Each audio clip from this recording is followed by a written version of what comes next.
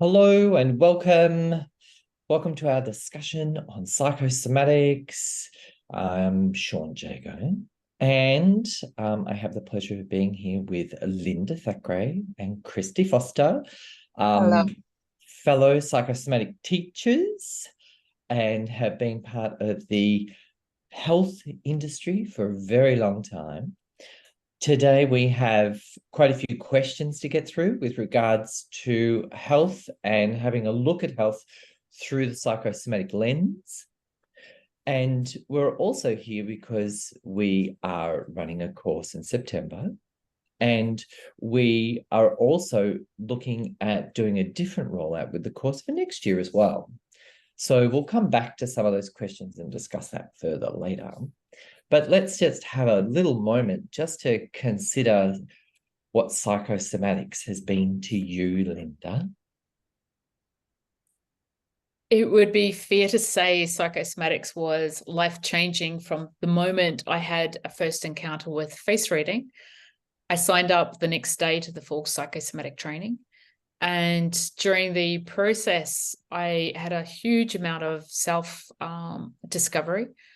And, I had actually completed 12 months of counseling before I had even come and had the face reading. So I thought I was in quite a good place, but I realized that what I had done was create like this bubble around me. So no one really rocked that boat too much. And, it was like a full sense of being happy with myself and where I was at. After the training, I let go of a lot of that long-term baggage that was part of my world, watched people's lives transformed, had my own experience of how my life changed. And I was in the corporate world at the time. And since then, I've been teaching now psychosomatics for over 10 years. After the basic training, obviously there's masters and then teachers. And I left the corporate world 3 years ago to focus on this full time. So loving that, loving working with both of you in the master's training as well, and working with other teachers too on their teachers program. So yeah, it's definitely life-changing. Thank you. Love it. Christy. Hello, everyone. Psychosomatics. I'm so grateful for it. I had a client yesterday. This is so fresh in my awareness that I see psychosomatics as a deep remembering of who we are. And when I say that, Linda, you were talking about, you thought you were doing so great. And I remember the first time too that I had my face reading done. I thought, oh my God, I look terrible. That was my first response. My right side was so out of balance, and I was leading with my mind so much. And I had also very similar done some therapy because I didn't know how to move what was inside of me. And when I looked at my face and I saw the imbalance of my masculine, my mind, I was so intrigued because I thought I was doing so well and I was so balanced. It was a wonderful reflection to me to tell me, no, there's more, always more to do. And it was such a beautiful invitation into myself. And then as I see people, it gives me such great gratitude to help them see who they really are and where the imbalances are, because harmony is what creates health emotionally and physically and connection to whatever that might be for you. And when one is that far out of balance, it's really difficult to find harmony. And that's how I see psychosomatics and spreading the word of there is a way to help us figure out our own map, which is how I see psychosomatics. And the nice thing, Christy, I don't know if this was for you, but I didn't realize how much the face can change. And obviously the right side of the face is the public face, left side is the private, and they grow differently if you're wearing that mask. But Yeah. I was actually really excited to find later on how much the face can change as you do that internal work. Thank God it changes, Linda. It does change because my face splits now are much more even, and there's still it's a barometer Yeah. for me to stay in check with where I'm at and how I'm processing, and also noticing if I'm doing too much, thinking too much. I love that because it's something I can literally see and pay attention to. Yeah, you can see those habits instantly. See blind spot. Yeah. Mm. Yeah. And the face does change, which I'm really grateful for too. Yes. I love that. Yeah, what I love about it, especially with the face splits, is when somebody sees into themselves, they're able to locate themselves. Mm-hmm. Yeah, it's that fish in the water style of experience. A fish doesn't know it's in water. So often we're unsure of where to locate ourselves or how to locate ourselves. And it's so nice to have a quick reminder of who's where and what is the current condition or the atmosphere that we're residing within. Yeah. I love it. Love it. And yeah, it's most certainly one of the strongest, greatest therapies that I've seen that activates the living intelligence within a person rather than the overactivating of the mental intelligence. It's just that emotional component is just so beautiful. It's just divine. Yes, it is. So today's questions, we have had quite a few questions come in, so we need to watch our time. And at the same time, the questions are quite diverse, so it's going to be really interesting to let's see how we can link these, right? The first question that came in was actually about sleep and the challenges they're having around sleep. So they're struggling with sleep. And I hear this often with a lot of my clients as well. And they're asking whether we have any suggestions around sleep. Mm. So for me, sleep is to move from the world of the reality that we live in across into the dream space. The dream space is a different world unto itself, where the soul experiences itself, or the creative consciousness experiences itself, and it's in its own realm, and how it currently perceives itself is also what sets up, I guess, the streaming of dream time. It's kind of like, what are you watching? What are you seeing? What are you experiencing? What are you undergoing? What's taking place in that dream space? What's taking place in that? Is it a restful place or is it an unrestful place? Are you able to step over into that space?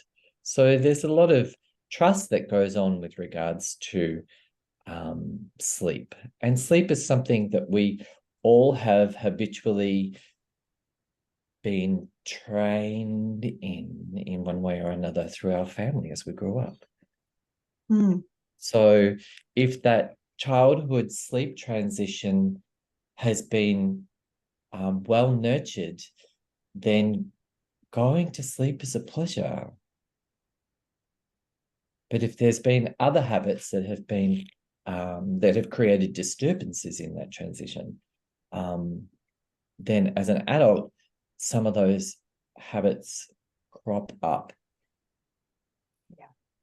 Yeah. So yeah, learning how to transition between the two worlds is fascinating, and noticing the disturbances. So my first suggestion is to consider in your living daytime, what disturbs you and how deeply does it disturb you, and to what depths does it disturb you. Because soothing and solving some of those disturbances that are around you will also create a more harmonic space or a more peaceful space. when it comes to the sleeping component, there have been many different times where I've had my own personal processes going on, where going into the sleep field was almost like going to war. And so that had its own distress as well. So depending on where that distress lives, how to address that distress. Yeah. What do you reckon, girls? I think you've summed that up really, really nicely. And there's a lot of people that really don't enjoy their emotional body, and they prefer to keep themselves mentally and physically busy. So the chances are that their sleep is going to be less pleasant or less restful than people that are a little bit more available to express their emotions, feel into their emotions. And you'll notice that a lot of people have problems with their teeth and with their jaws, and they clench their teeth. That is all part of that whole sleeping process, and also holding on to the emotional patterns. So there are some things that are super basic techniques. Obviously, what Sean has just suggested, working with the emotional body before you go to sleep is number one suggestion. For me, then the second one would be to, if you haven't done the work on the emotional body, then to find a way that your body can be restful and really allow your body to sink into the mattress, and allow your breath to do like a body scan from head to toe, so that you're actually relaxing all parts of your body. And if you do have a tendency to clench your teeth, then also your hands are going to be clenched as well. So to position yourself in such a way with your hands on the pillow or the bed or somewhere, so they can't actually go into a ball. And if you just want to try that one on as a bit of a practice, I want you to just keep your hands like this. Yeah. And toes nicely relaxed as well. And see if you can access frustration easily. So what we do is we tend to access emotions more if we're feeling angry, it's an automatic thing to go, feeling angry. The jaw tightens, the hips tighten, the knees tighten, and the hands tighten. So by relaxing one part, it actually will assist in that process of a better night's sleep as well. And that willingness to allow an emotion a space. Yeah. Let it trickle through, let it change, let it be fascinated by what it wants to show you about yourself. Yeah. For me personally, like from the time I've been young, I can't watch scary movies. Like as an adult, I still can't watch scary movies. And I notice sometimes if I have seen something scary, it is directly reflected in my night state, but more so in the dream state. Like, lots of Chaos. Yeah, chaos in the nighttime space. Yeah. So I tend to know that about myself, but it only happened to me the other day. I'm listening. But I think it's actually really important for maybe if parents are listening to this, because you could have two different kids and one's 100% okay and they're not really overly sensitive to what they're seeing, and another child that it will directly affect at a hypersensitive level their state of sleep. Yeah. Christy, what do you think? Well, I definitely have a lot of clients that have had this issue. I've certainly had it. And the thing that's been most helpful for me, and that I also teach my clients, is like the body scan, Linda, or to find a meditation that takes you through the body scan, because usually the tendency is to stay in the mind and even to begin to ask the question, well, how do I do that? And what do I do? And blah, blah, blah, blah, blah, blah. And then it begins again, and that looping keeps you awake. And so to put on some headphones, you're not listening. If someone's sleeping with you, you don't hear them. You're hearing either some music or a gentle voice walking you through what it is to feel your body in the bed. So you get used to being directed of what it is to feel versus needing to do it right and starting the loop again. It really begins to settle your system. And also sometimes journaling before you go to bed. If something happened during the day, to physically write it down on a sheet of paper versus typing. That also moves some of that energy out of the body. And if you're upset about something, I would write that down. And I always tell people, please write without a filter, because the pieces that we try to filter can be the pieces that are causing us not to sleep. Because we may feel pissed off, we may feel resentful, we may feel all of these things that have a judgment around whether we should or shouldn't feel that way. And then the mind stays open because you're battling with that inner self about what we should or shouldn't do, and continues. So the practice of noticing what's in the mind, writing it down, going through a body scan, and even doing some slow movement before you go to bed to feel your body, a dancing, some yoga, some Tai Chi, brings you out of the mind. Yeah. And it's such a good practice. And we all are plugged into the world today through our phones and our computers, and turn those off a good half an hour before you go to bed. So you literally, because it eventually comes down to that personal boundaries, and what's in you needs to be you. Not anything else, not anybody else, just you.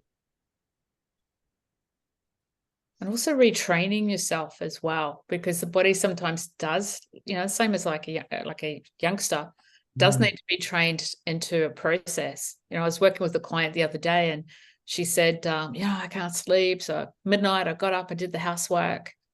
And it's like, wow, okay, that's pretty full on. But I'm sure a lot of people actually get up and do things that they haven't completed, but to actually kind of go bed state, sleep state, and to give yourself permission, if you don't fall to sleep, to change your mindset around it, and not to worry about how you're not going to get through the day, like you've got so much on tomorrow, because that actually agitates the sleep space even more. And I think to actually go, okay, so my mind is awake, but let's create a restful space for my body, and let's concentrate on the breath. And, sometimes even making a noise with the breath, it kind of distracts the mind from the yoga breathing. chatter. It's creating an internal focus and an internal sound in which to connect with and remain connected to, which in turn connects you to your body. Much easier to do needs a focus. And that focus is you. Instead of the world around you. Right. Moving from one degree to another, we've had a really unique question come in. It's somebody that's had a treatment for scoliosis back in 1979, when things were very different then. So they've had a fused spine and a small rod put into their lower lumbar region.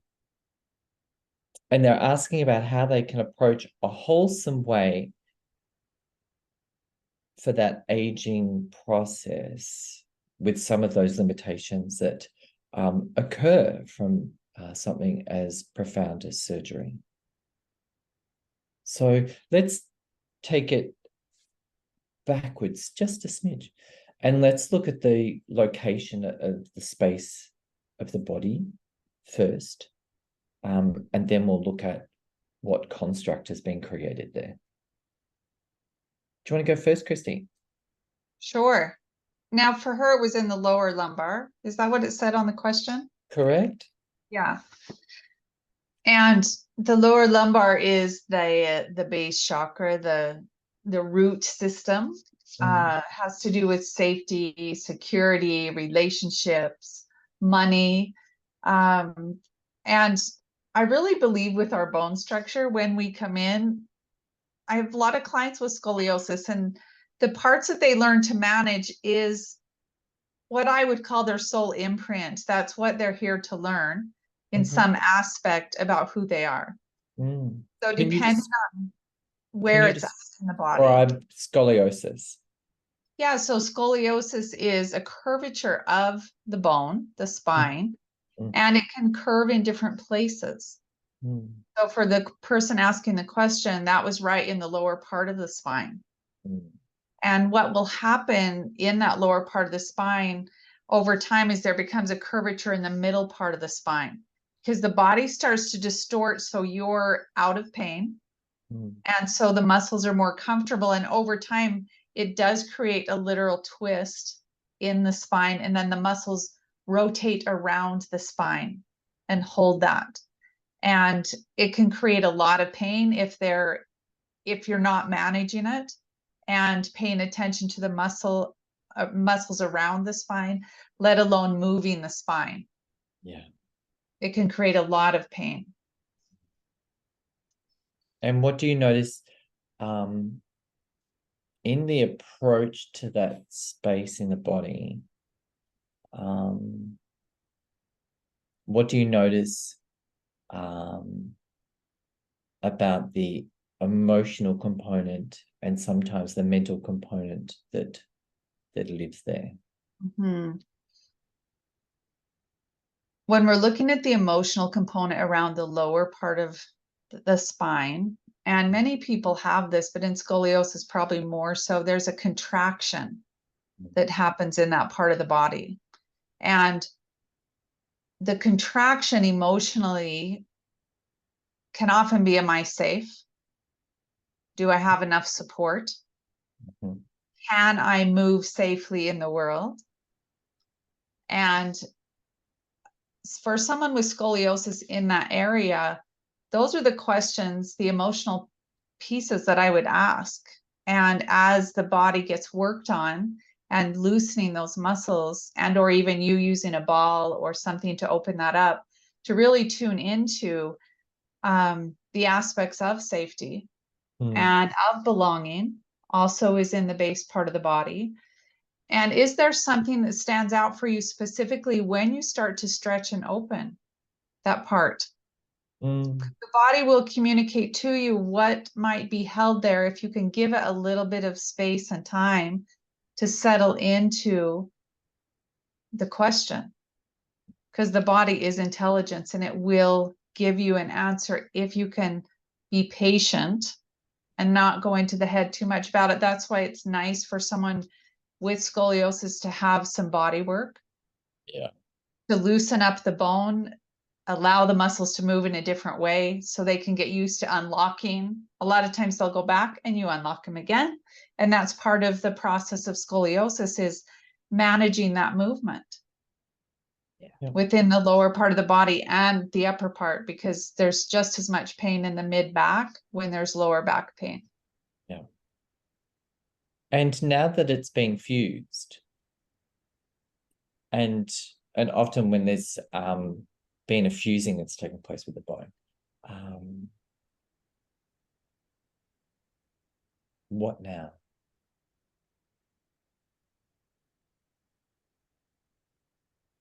What now, emotionally or physically? Could be both. Could be both, definitely both. It could be both. That's what creates mental contentment. So yes, it's going to be both. It will be. And, I say the what now in that it's your body will always be communicating with you. In the what now. Do I need more rest? Do I need more movement? It's an intimate conversation back and forth within yourself of what is it you need to feel supported. And that doesn't mean from other people. That really means from you. How can I better support when that's fused too? It might be more movement. It might be stretching. What is the body asking for so it doesn't continually stay locked around that fusion? The pleasure of having the fusing is actually that sense of permanence as well, rather than fragility. Also safety. Yeah, absolutely.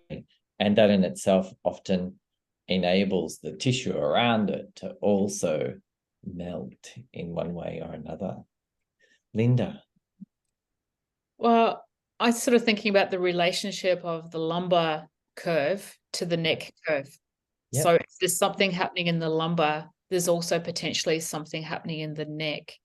And so as we take a look at traditionally in psychosomatic with the spine, and we're looking at scoliosis, you're looking sometimes at a conflicting internal attitude that could be present in your own internal mindset. So you might be born with it. So if you're born with it, it's going to have a slightly different origin to if it develops as a teenager. So we're taking a look at the emotional component, but also because it's the neck curve that is also affected at the same time as the lumbar, you're looking at how you voice and how you speak up about some of those feelings that can get trapped in the body that create that internal conflict. Expressing from that lower region. Yeah, and particularly around, as Chrissy said, around safety and belonging and fitting in. So as you're working with the physical body to work with the emotional body that maybe hasn't always felt safe or may want to be in a different place to where they find themselves. And you literally hear people go, I'm beside myself, which is also one of our questions as well. I'm beside myself. So energetically, when we hear that language, we know that the person is actually outside of themselves. So yeah, that would be an area. And you know, I had whiplash, pretty severe whiplash. I got hit by an interstate transport carrier when I was in my 20s. Yep. Then I fell off a horse and I hit my shoulders and my neck again. And when I started doing the psychosomatic work, what was said to me by Sean, what was said to me was, you're protecting your neck, you're over protecting your neck. You need to start to trust your body more than mentally holding it. So I was holding it in a more rigid pattern. And so that rigidity kind of lays an attitude of it's needing protection, it's needing support, rather than actually trusting that I can relax it and it's still going to be safe. And I think there are a lot of emotions, like when something's contained and you're protecting it, you're also protecting some of those deeper hurts that go with either the whole rehab process, the trauma itself, or what created the weakness in that part in the first place. Yeah. So that was the best advice that I could have had. Awesome. There's a chat in there, Christy. What's it? Yes, thank you. All of this resonates. I've had a lot of therapy for my neck recently because the scoliosis. So that's a great point, Linda, to bring up around that.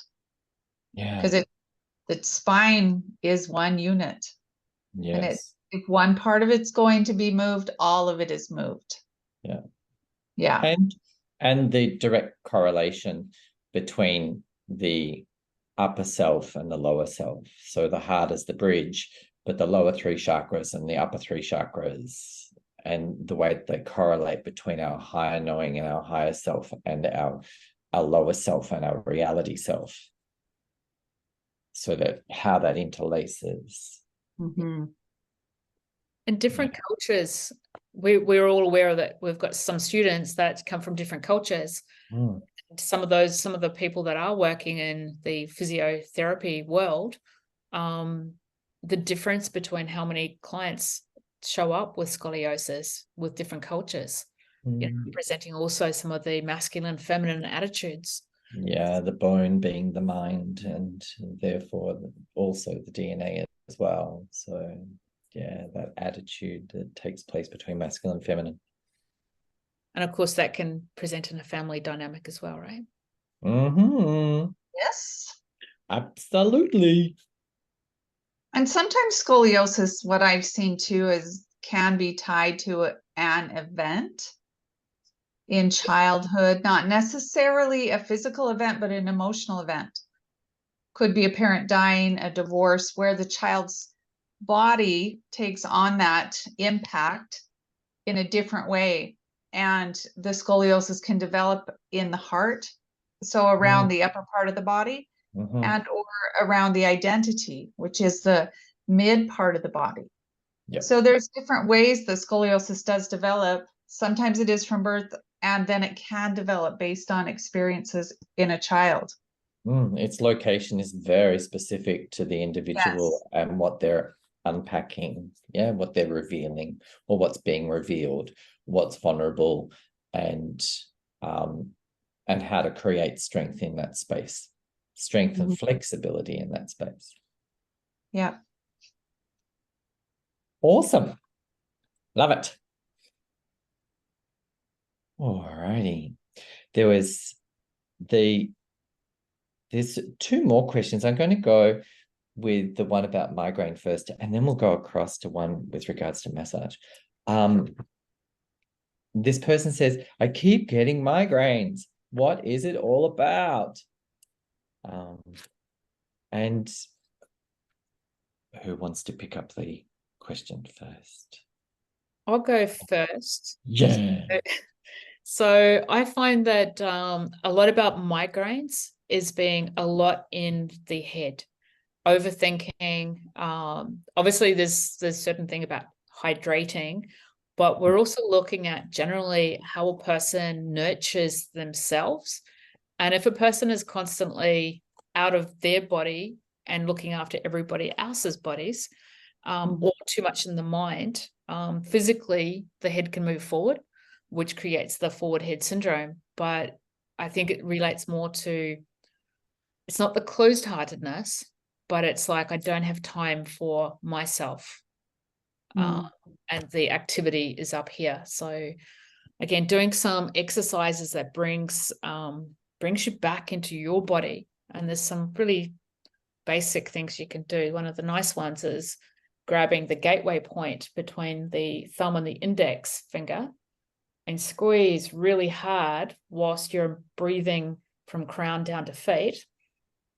And for some people, that pressure point is incredibly tight, incredibly sore. And it's one of the points that we use in psychosomatics to release the extremities of, not the extremities, I said that wrong, to release the energy from the extremities, because the energy is trapped, right?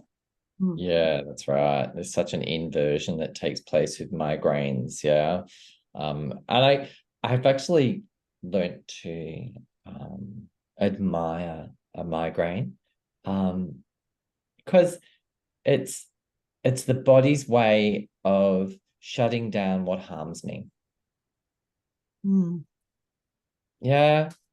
The brain has taken flight to a point where the body feels very disconcerted by what's going on, and its only way to reclaim its position or maintain its survival is to shut everything down. Put you in the dark, put you in an isolated place or space, and figure it out. Quite like what it insists of an individual, as much as that's unbearable for that individual. But yet, it's the body's way of reclaiming balance, because of the overactivity that's taking place. I find that it's oftentimes can be an internal battle of wit. Someone who's had a traumatic event. And when I say a traumatic event, that can mean many things. But what I've seen with migraines myself is something is trying to have you pay attention, just like you said, Sean. And at some point you do go into the dark because you can't take in anymore, literally in any way, shape, or form. And I would say if whoever asked this question, to have someone work with you about going into a little bit of excavation of where else in the body are you holding tension that might need release, because just because it's in the head doesn't mean that it's not held somewhere else in your tissue. And sometimes if an emotional piece can be opened physically and or even cognitively with someone, it actually can release energy through the head. So the migraine, the pressure can be released. I think migraines are complex, and there's not one answer for any one individual because we are so different in how we process, and every experience is different. Most important piece with migraines for me is asking the question, beginning the path of what am I not hearing? What am I not allowing? And that's usually gentleness and rest and more feeling versus doing and thinking. Yeah, and the that's hearing really component simple. is the listening. The Yeah. listening within, the willingness to take a moment to listen within. Mm-hmm. And migraines work differently with different people. So some become sound sensitive, but a lot also become light sensitive. And so also what are you not wanting to see? Yeah. Yeah. Yeah, it's a And very that's great. intense pattern. It's Yeah.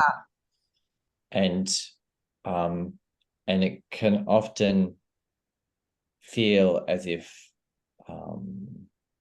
your symptom is against you, yet your symptom is asking a different way to train yourself.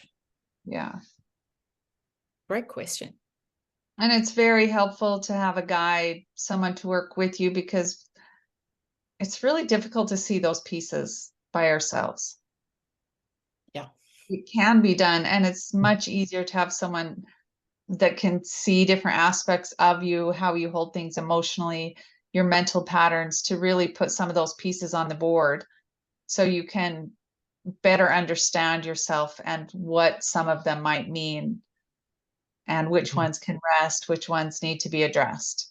And self-access or health is a unique balance between the layers that mental, emotional, and physical, all three simultaneously in the same place, on the same alignment. That's how we access a true sense of self. We need to notice how we participate with those levels of ourselves in order to create alignment. Great. I'm looking forward to this question. This person is learning lymphatic massage and would like to incorporate psychosomatics with this. So, Great question. I love it.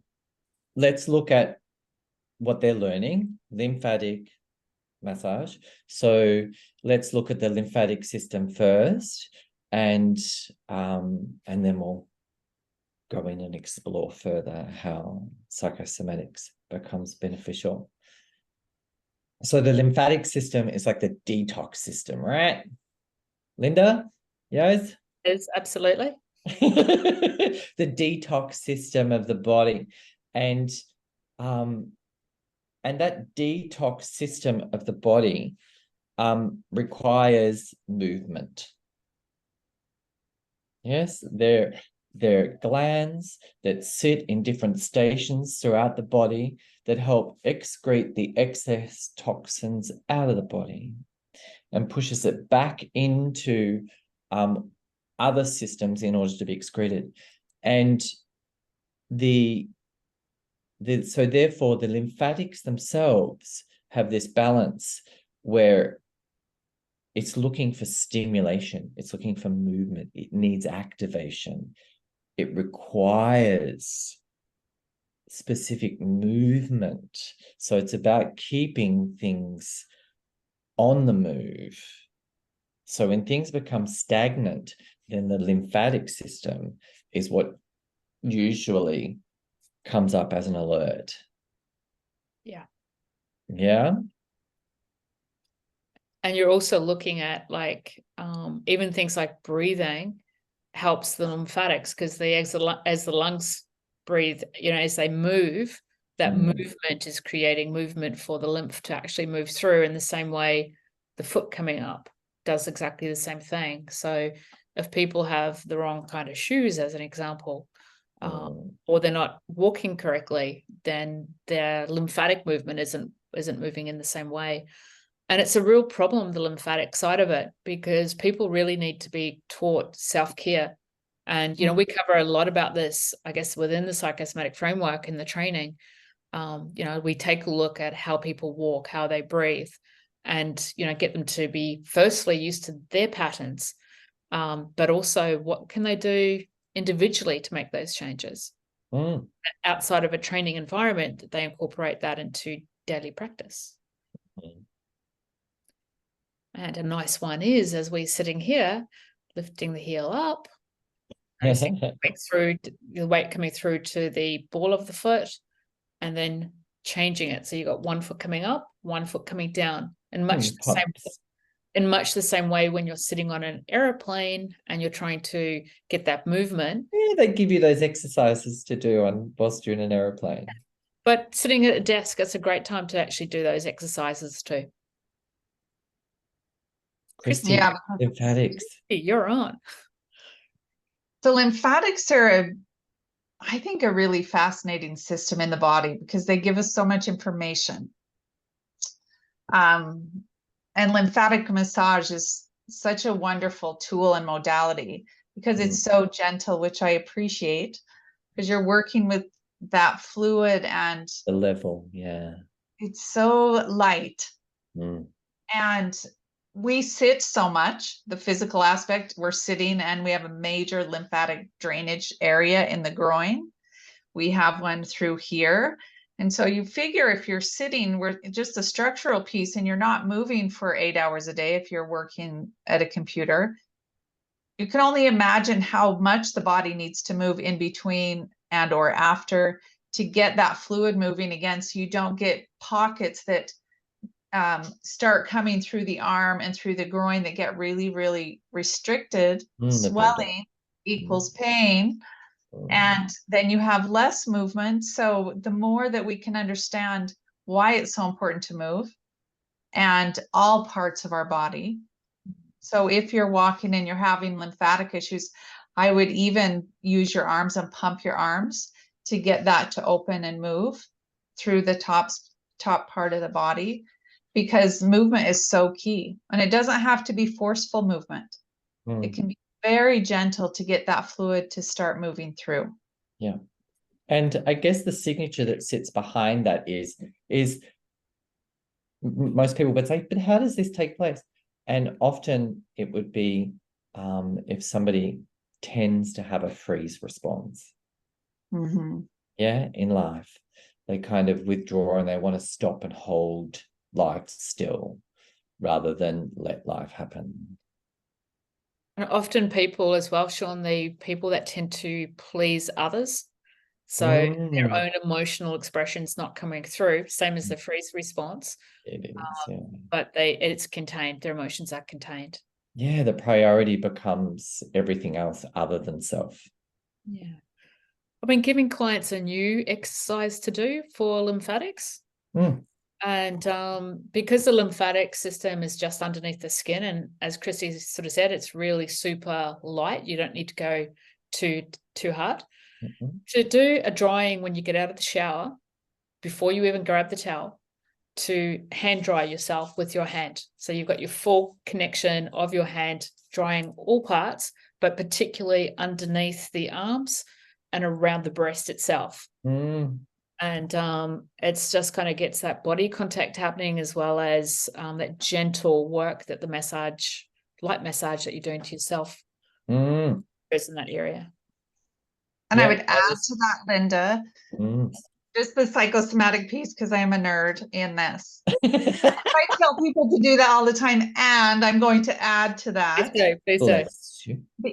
As they touch their body, male or female, to actually start saying thank you to the body, and that you are beautiful and you appreciate this body, because there's a disconnect happening. Because the lymphatics are not working, there's a disconnect about what you're feeling about the body and allowing the emotions to move. And so, yes, we can do 1,000 exercises, but unless we connect with the piece, the emotional aspect of the intelligence, which is this, saying thank you. And I'm willing to feel whatever message you have for me because I appreciate you, body. Yeah. And it's the slowing down process and noticing. So you even both said the pleasing and freezing. Mm. So it creates a state of not noticing oneself. Yeah. And so when you get out of the shower to do that massage and connect with how you're feeling and begin to notice what you are saying about your body too. Mm. Many people won't even look in the mirror because they hate their body so much. Mm. What are the other aspects happening within you if you have lymphatic issues that you might tell your body? And toxicity has a tone. It has a mental tone, it has an emotional tone. And to diminish who we are has an imbalance. And the body hears us. Yeah, and the body will tell us. Yeah. The body says, please, I need assistance. And so when you incorporate psychosomatics in with massage, lymphatics, obviously, we've just had a great conversation around that. It also enables the opportunity for the practitioner to assist the client in comprehending a deeper awareness around what's actually occurring or where has it come from. And I say to my clients often, I'm talking on behalf of your body here because your body is presenting with a particular challenge at this point in time. And that challenge has come from somewhere within you. So let me speak on behalf of your body and see what your response is about that. Notice what your response is to that. How much patience do you have to avail yourself to create a conclusion or a reconnection with what's taking place, as much as there's been a disturbance that's happening in your body. Nicely said.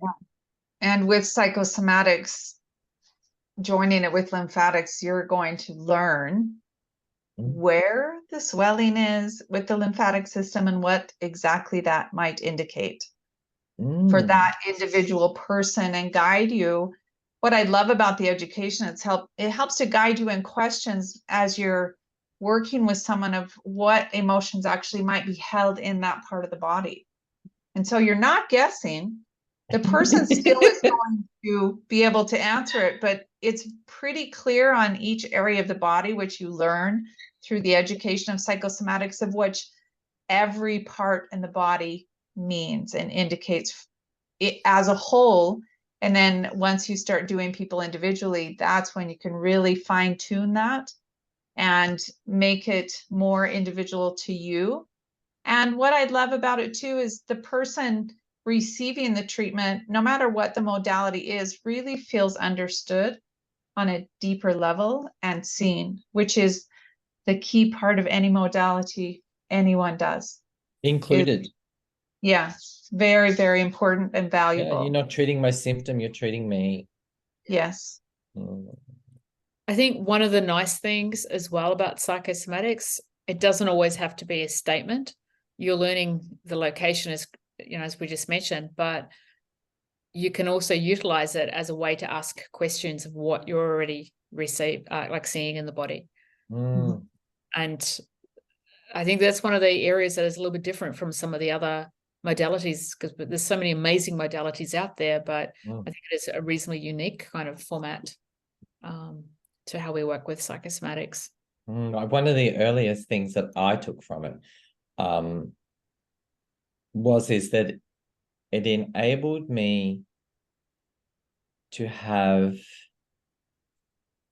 insight, vocabulary, emotional expression, and physicality on all aspects of what it is to be human. So I had talents in some aspects, and I can see that why those parts of my body operated better than others. But there was a deficiency in some of my awareness of other aspects of who I am, and therefore those parts of my body also were minimized in their availability or capability. So it's one of those things where personally, I was so grateful for psychosomatics because it actually enhanced parts of myself that were minimized. It does do that. Helps you become aware in so many different ways. Yes. Should we have one more question? It's a really big one, but I think we could probably still answer that question. We've got time, I believe. Go ahead. How can you let go of trauma in your past? Delicious. Oh, it's a whole session. So it is a really massive question, and whole session. we can all have a bit of an answer on that. But what I would like to suggest with that one, trauma is about, it has an aspect of, like when you're releasing it, education. It also has an aspect of your response to the event rather than the event itself. So in working with releasing trauma, we've got to take a look at your response, how it resides within you, where you go within yourself, and creating an awareness of maybe some of the patterns that are around that for you. And the most important part, safety in the body. And that's what we work with in creating the whole psychosomatic program, which Herman Mueller created for people that had experienced trauma.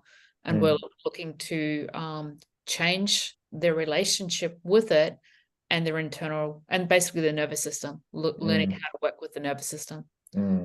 But it is a big question. We could speak for hours on it. So that's my nutshell, 1 minute answer. That was really good. That was a really good nutshell, can I say? That was a very talented nutshell. And for somebody who has experienced trauma in all sorts of modes and methods, relative to the age of origin also creates the awareness around how to create a resolution in that place or space within ourselves.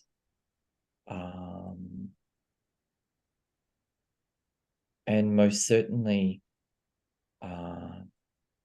learning as many different techniques to ensure security and safety for the body, for the internal resolution, healing, and transformation that can take place in there, and also understanding what the fuck peace looks like. And I say the word fuck in there intentionally, because it's one thing to resolve something within ourselves, but what does resolve look like?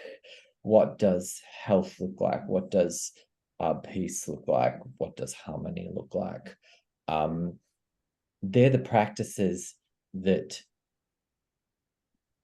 are being learned in replacement. I say replacement makes it sound like we're removing something. We're not removing something. We're actually changing how something exists so it resides peacefully within us. So history no longer needs to disturb me because it's enhanced me. There you go. There's my 2 minutes. Crystal? Hey. I'm thinking of my own experience and also the many clients that I've had that I've worked with releasing trauma in the body. If you can understand that when a traumatic event happens, it's like an energetic car wreck sometimes. And it's how I explain it is shattered. And when you undo it, the car wreck happens again. Yes, it does. And That's why I think it's so important to understand whoever did ask this question, that yes, it can happen. And it will happen at the cadence that your nervous system can allow it to happen safely. Because your body will let go of it. There's so much cognitive therapy, and people will be in therapy for years and their body will still show the signs of trauma, like digestive issues or pain in the feet, sometimes panic attacks, even though we understand what happened. Insomnia. Yeah, to find a good therapist that can work with you and hold your hand in moving into that place within your own body where you feel it. It literally will allow you to breathe into your body, because that part of your body's been closed off to protect it. And it needs to be done in a very safe way. I can't emphasize that enough. With someone experienced to understand the cadence again. I've had many people come in through the years that say, this happened and I want to get rid of it today. Do whatever you have to do. And I would caution that, and also say move in gently, because trauma is something that is very complex. We don't just get rid of it, we work with it. And it lies and embeds itself in so many different layers of the body, and then the individual also has a reaction to the existence of it. Yeah. And that in turn challenges them to find another way to be with themselves. Yeah. And I think it's something that we just had a question come in. How is pain in the feet a sign of trauma? The feet, when someone's been afraid for a long time, for example, the arch of the foot literally can, sorry, what? I was going to say, when someone's been afraid for a long period of time, they may not know that they've been afraid, but the evidence of the feet and the pain in the feet show us the existence of the heightened nervous system and possible trauma. Go ahead. Sorry. Yeah. So just like you were saying, it's the pattern of fear, the pattern of holding on. And you figure structurally over time, if you're contracting your feet, they're going to start hurting eventually, because the level of pain will go up as the level of holding is there for 10 years, 20 years. It reminds me of a story that I have been given permission to share this. One of my clients left her religion, and she said, I decided that this is what I was going to do. Her mental, everything around it, she felt good about. She said, and within a week, I couldn't walk. My feet hurt so bad. She said, almost thinking I had to get away. I couldn't walk. Was my client, which is a good thing, in that we talked about that and we worked on it, and the emotional release happened through the feet. So the tears came because it's a place of grounding for her. But it was the somatic response was within a day that her feet hurt that much, and then the pain went away. So it can be fluid, and then sometimes it's more complicated. She found a new place to stand. Yeah, within herself. And it was very profound for her to see that the body reacted to a movement in her life that quickly. I think, Christy, it's interesting that you say that as well, because I don't think, unless you're like a therapist, how you can really appreciate that the mind and the body can have a completely different story. And sometimes we hear the mind talk, and then, I mean, like for me, I'll sometimes say to a client, could I just ask your body if it's in agreement with that statement?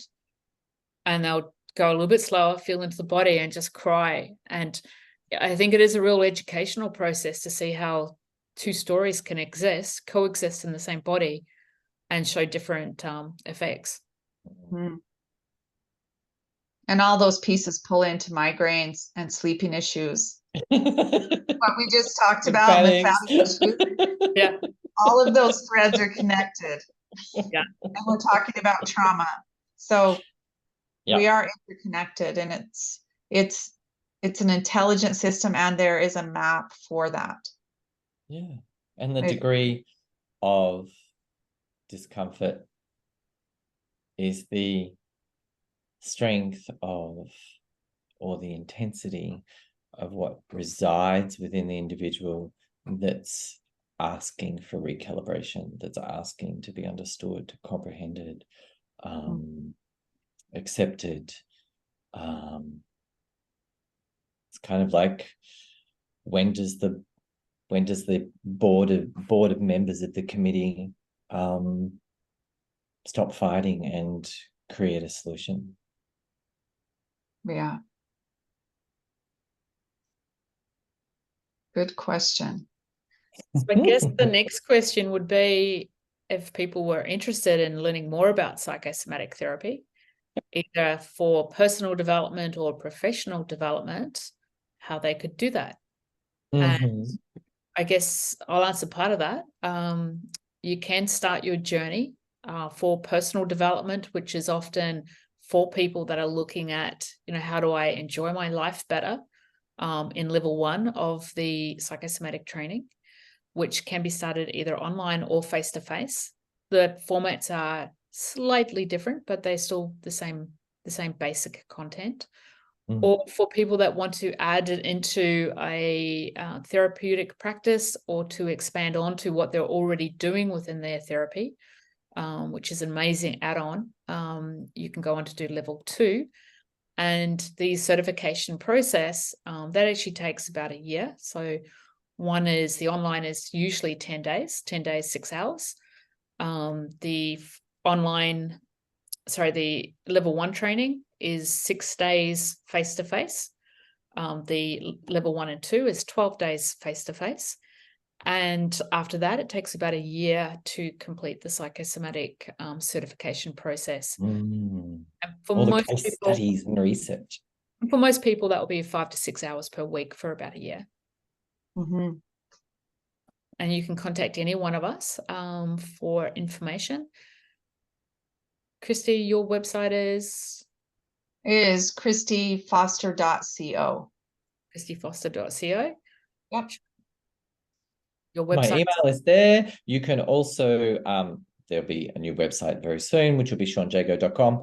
And yeah, you can find me in all the usual places and spaces. On Facebook, I have a business page for Your Body and You Psychosomatics.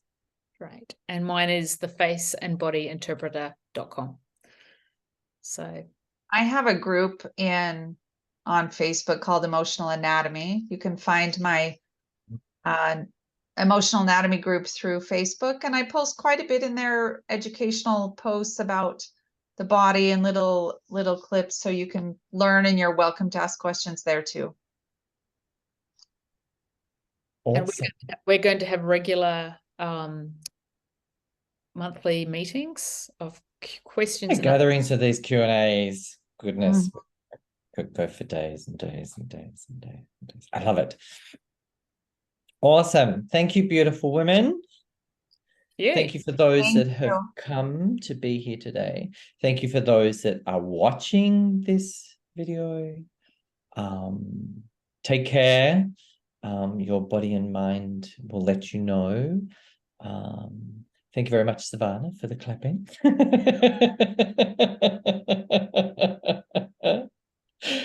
Take care of all that you are.